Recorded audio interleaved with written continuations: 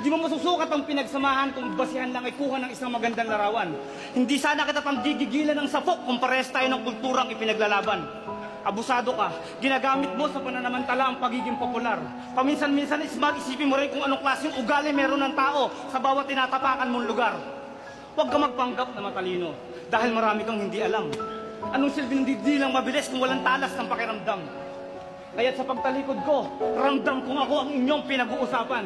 Eh di sana hinamon niyo ko ng isang gabing umaate ka pong hindi makakalimutang suntukan. Pero mas pipiliin ko magbaraya sa kabila ng demonyo kong pagkatao. Ang mga plano ko'y masahol pa sa buwelta ng nauulol na dyablo. Dahil ako'y nagising mismo sa loob ng aking panaginip. Dalawa lang ang pwede kong pagpilian, kaya 10 beses kong inisip. Isang malaking sasakyan na di pangkaraniwan na puno ng batang umiiyak. Na tila ako ang hinihintay at ang panulat ko na hawak. Pero sa landas na kinatatayoan ko'y nagkalat ang mga patay. Napalingon ako sa isang sulok, malungkot ang mga anak kong naghihintay. Tumingala ako sa itaas, kayo na po ang bahalang gumabay. Nakahanda na ang sarili ko at buong puso kung sakaling ako man ay mamatay. Pero bigla akong tinawag ng isang tinig na buhay. Ang buong hiwaga at katotohanan nakapaloob sa album kong Ganti ng Patay. Kaya huwag ka magpipiling hari dahil isa ka lang sa mga walang kwenta kong pinatulan.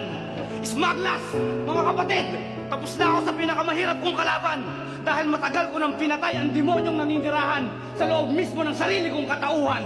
Time!